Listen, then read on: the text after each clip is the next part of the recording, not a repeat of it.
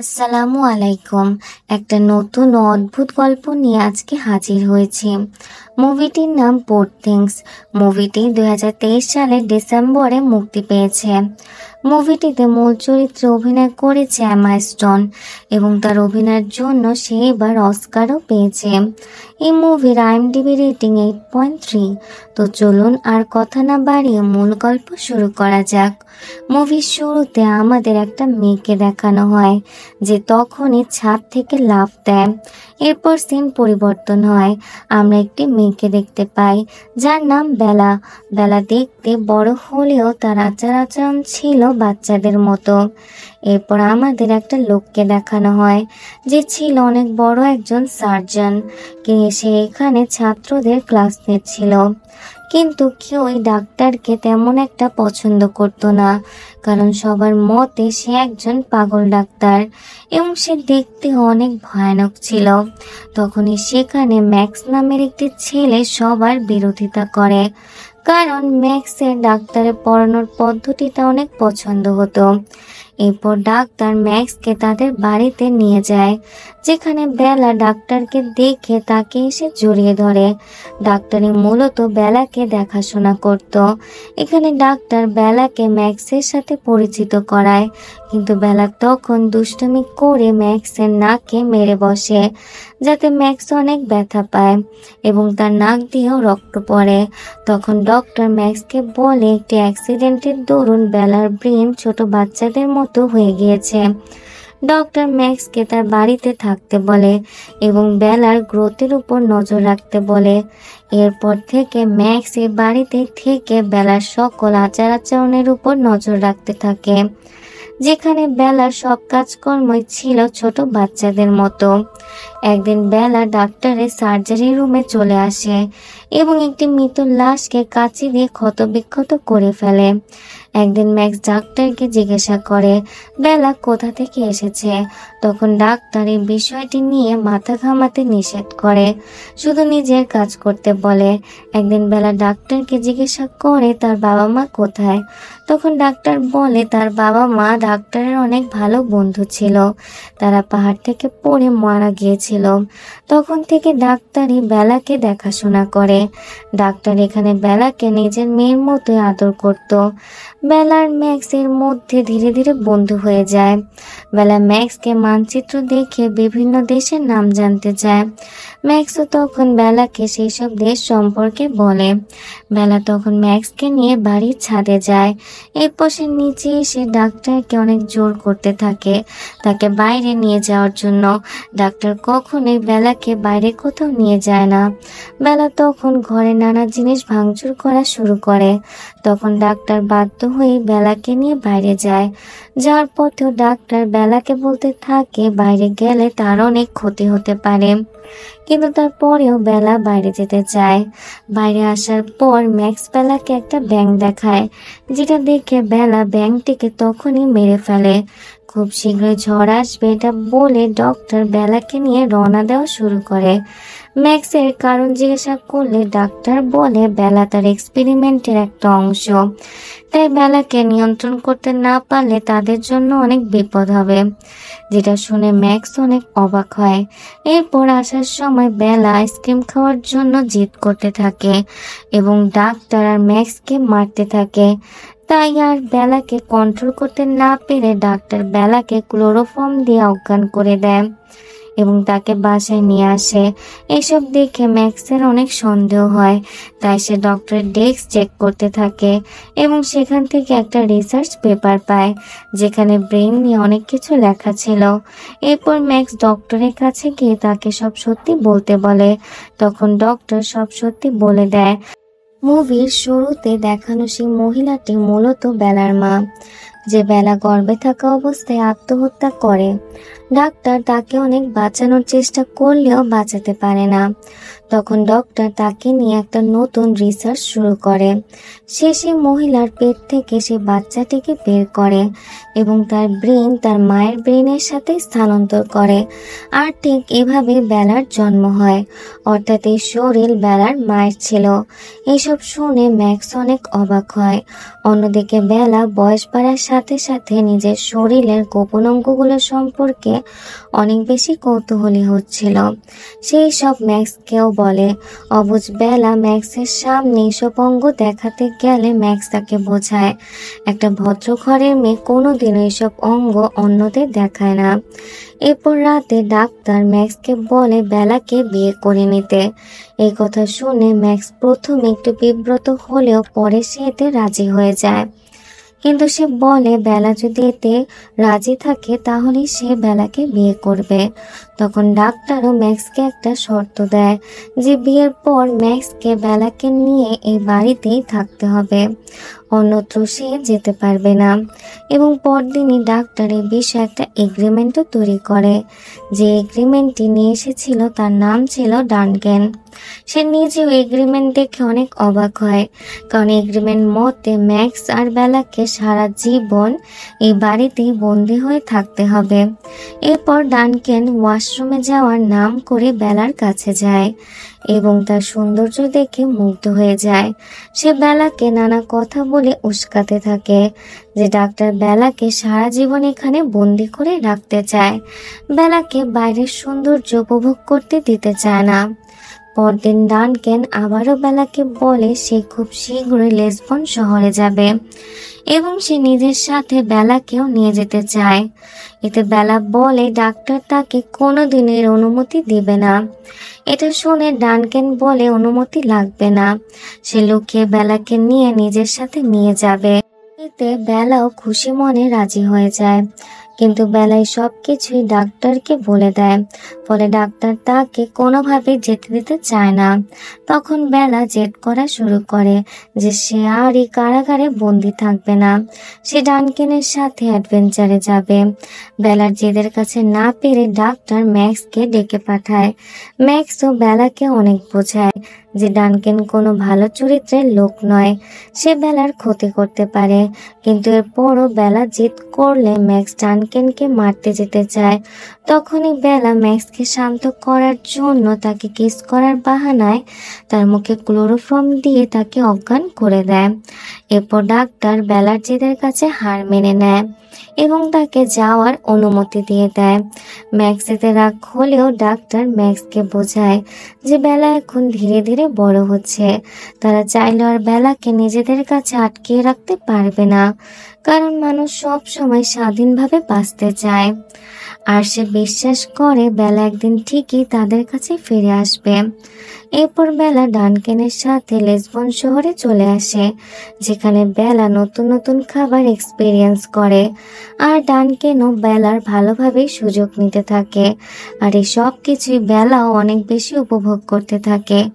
এরপর ডানকেন শুয়ে থাকলে বেলা একাই বাইরে যায় এবং চারদিকে অনেক নতুন নতুন জিনিস এক্সপিরিয়েন্স করে। ডানকেন বেলাকে নিয়ে অনেক চিন্তিত হলেও সেটা সে বেলাকে বুঝতে দেয় না। বেলা ডানকেনকে তার সকল এক্সপিরিয়েন্সের বিষয়ে বলতে থাকে। তখন ডানকেনও বেলাকে বোঝায় তার এভাবে একা বাইরে যাওয়াটা অনেক বিপজ্জনক হতে পারে। এরপর রাতে ডানকেন বেলাকে নিয়ে তার কিছু বন্ধুদের সাথে খেতে যায় এবং সে সেখানে বেলার আচরণ অনেক বিব্রত হয়। বেলার কাছে খাবার ভালো না লাগায় সে মুখ থেকে খাবারগুলো ফেলে দেয় এবং সে সেখানে ডানকেনের সাথে কাটানো তার ঘনিষ্ঠ মুহূর্তগুলো সবার সামনেই বলতে থাকে, কারণ সে তুই সব কিছুই বুঝতো না। এবং সেখানে একটা বাচ্চা কাঁদতে থাকলে সে সেই বাচ্চাকেও মারতে উদ্যত হয়। তখন ডানকেন অনেক বেশি রেগে যায় বেলার এসব অসভ্য আচরণের জন্য। ডানকেনের রাগান্বিত রূপ দেখে বেলা তাকে একটা থাপ্পড় বসিয়ে দেয়। অপরদিকে ম্যাক্স ও ডাক্তার বেলার পাঠানো চিঠি পায়, যেখানে বেলা তার লিসবন শহরে মজা করার বিষয়গুলো লিখেছিল। রাতে বেলা একা একাই হোটেলের লবিতে চলে যায় এবং সে অনেক ড্রিঙ্ক করে ফেলে। ডানকেনের জন্য বেলাকে অনেক বকাবকি করে। তখন বেলাকে একটা মহিলা ভিক্টোরিয়া বলে ডাকতে থাকে। বেলা তখন বলে তার নাম ভিক্টোরিয়া নয়, তার নাম বেলা। এরপর তারা ডিনার করতে যায়। তখনও ডানকেন বেলারই একা বাইরে যাওয়া নিয়ে বকাবকি শুরু করলে বেলা বলে সে এখানে ঘোরার জন্যই এসেছে, আর সে একা বাইরে না গেলে কখনোই কিছু শিখতে পারবে না। এরপরে সেখানে গান বাজা শুরু হলে বেলা খুবই অদ্ভুত স্টাইলে নাচতে থাকে। তখন ডানকেন তাকে থামাতে গেলে বেলা তাকে নিয়েও নাচতে থাকে। তখনই সেখানে এক লোক বেলার দিকে খারাপ ইঙ্গিত করলে ডানকেন রেগে গিয়ে লোকটিকে থাপ্পড় মারে। এরপরই সেখানে অনেক মারামারি শুরু হয়ে যায়।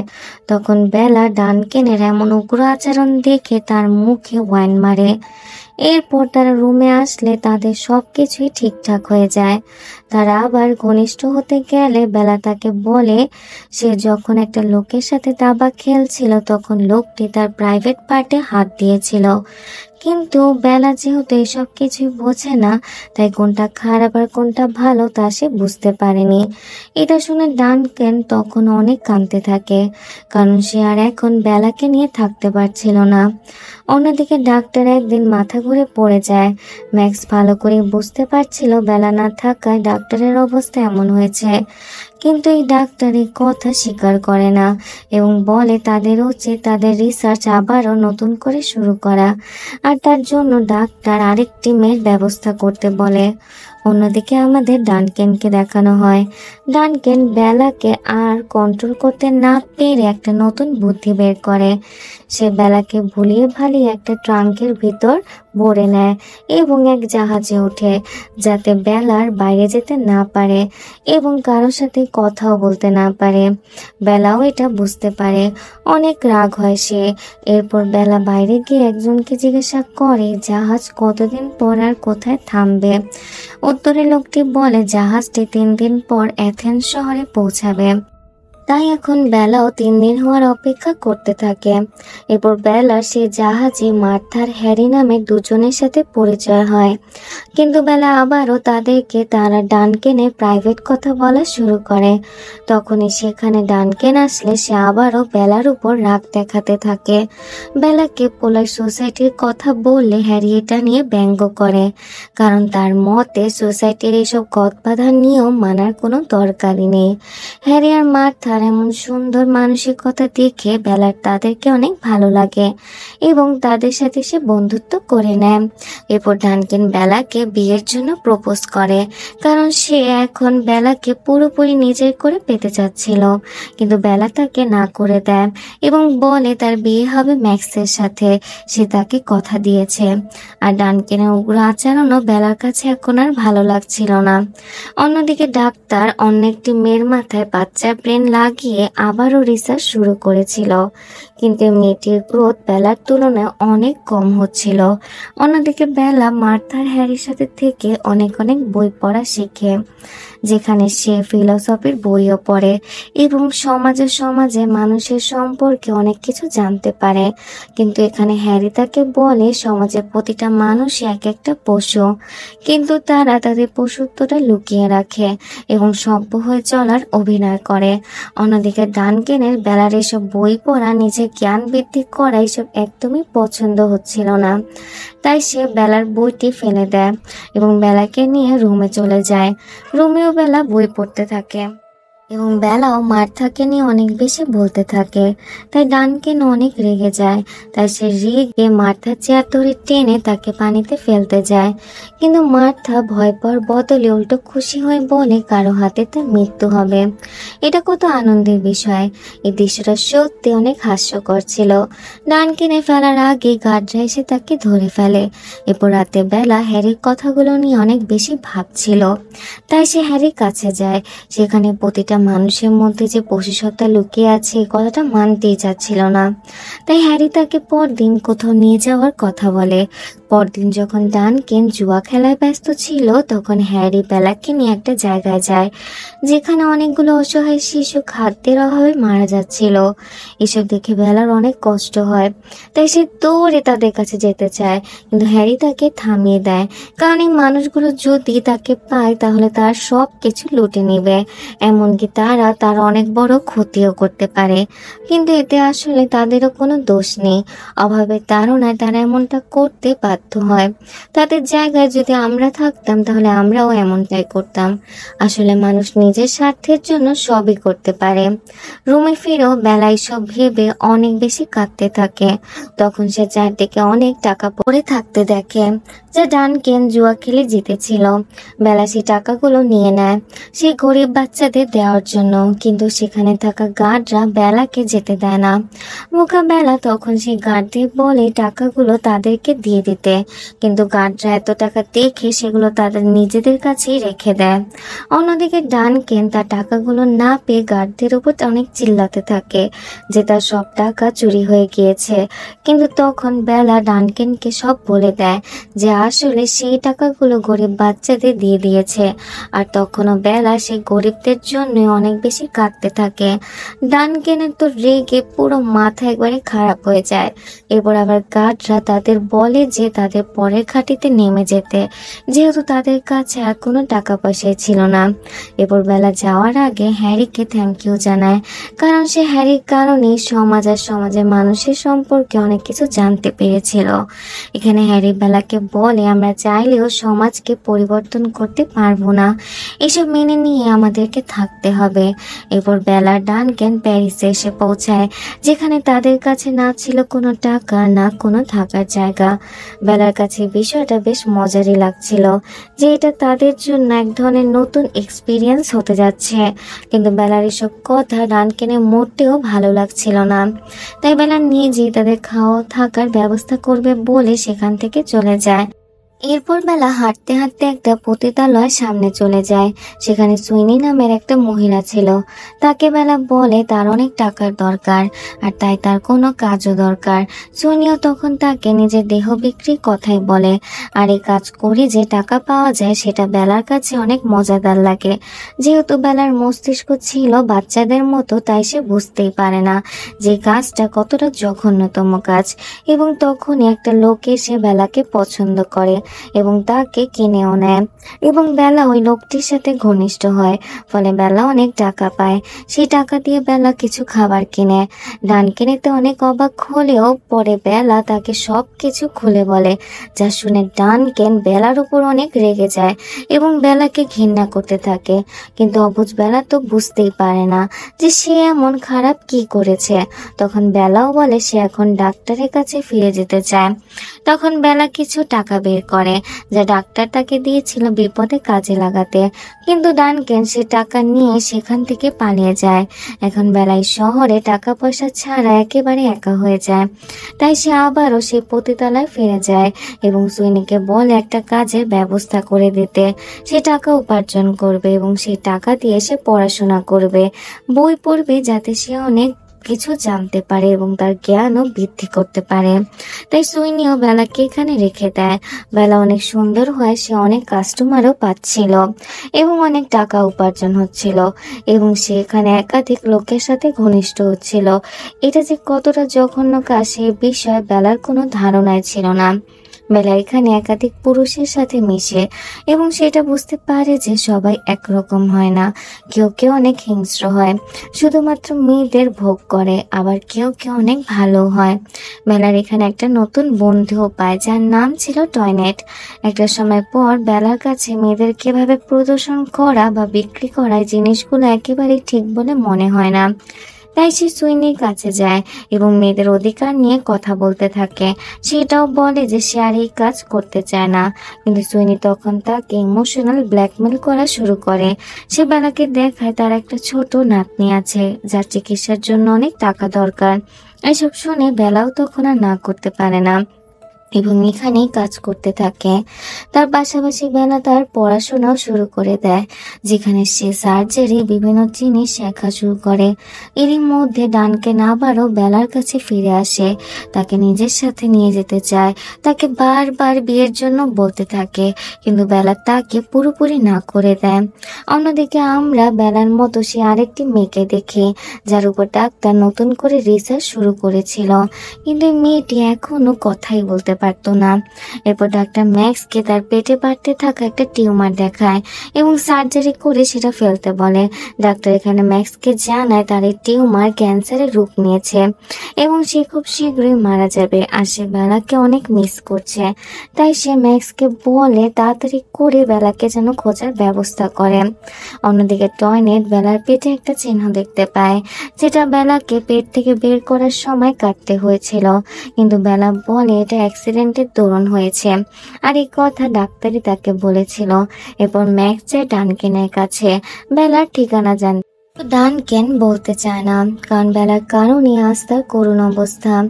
এক পর্যায়ে তাদের মধ্যে হাতাহাতি শুরু হয় আর ডানকেন বেলার ঠিকানাও শেষ পর্যন্ত দিয়ে দেয়।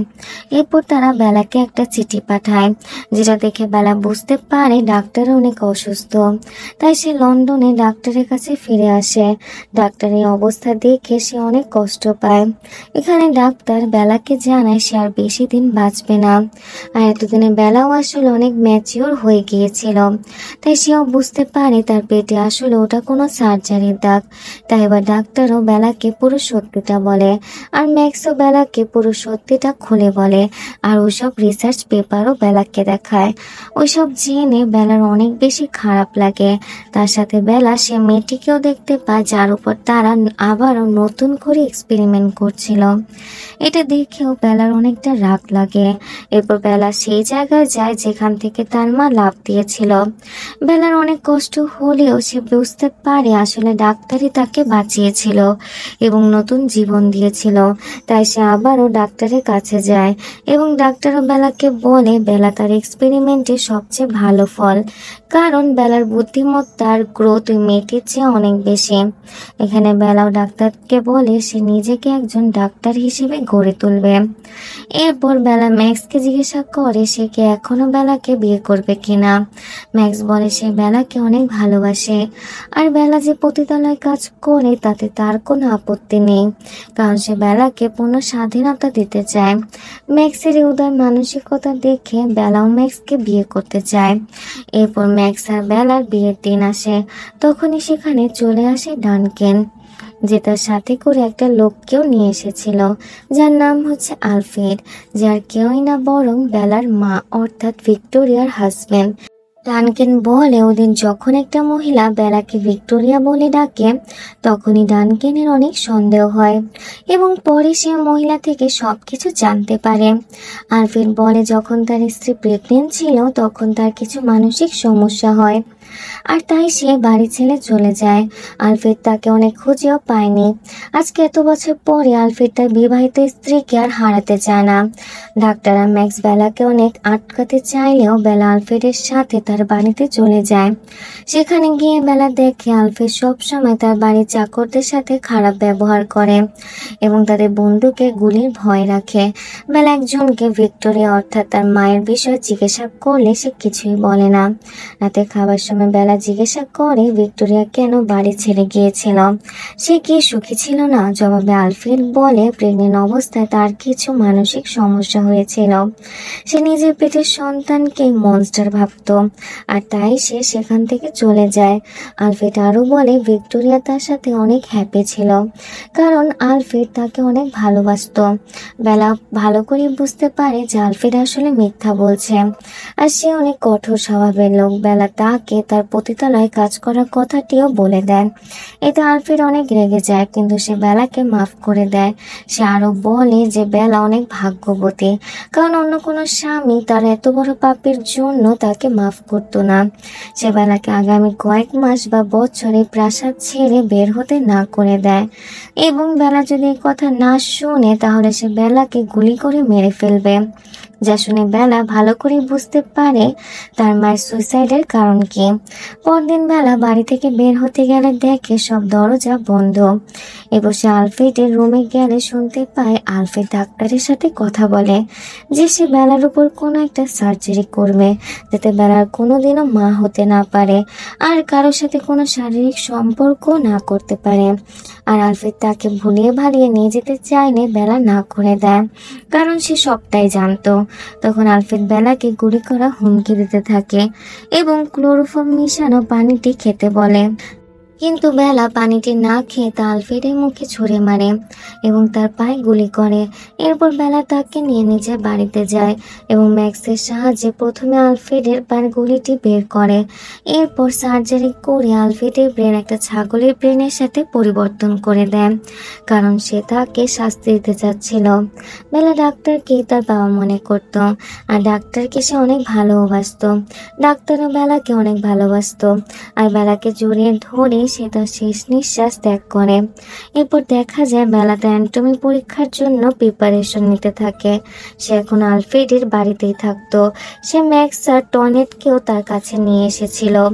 এর পাশাপাশি সে ওই মেয়েটিরও খেয়াল রাখছিল যার উপর ডাক্তার রিসার্চ করছিল। তখন আমরা সেখানে আলফ্রেডকেও দেখতে পাই, যে কিনা ঘাস খাচ্ছিল। আর এই দৃশ্যের সাথে অদ্ভুত মুভিটি শেষ হয়ে যায়। তো বন্ধুরা, আপনাদের কাছে ভিডিওটি কেমন লাগলো? আপনাদের কাছে যদি ভিডিওটি ভালো লেগে থাকে তাহলে প্লিজ আমার চ্যানেলটি সাবস্ক্রাইব করবেন, আর এই ভিডিওটি লাইক আর শেয়ার করতে ভুলবেন না। Thank you so much for watching this video. আল্লাহ হাফেজ।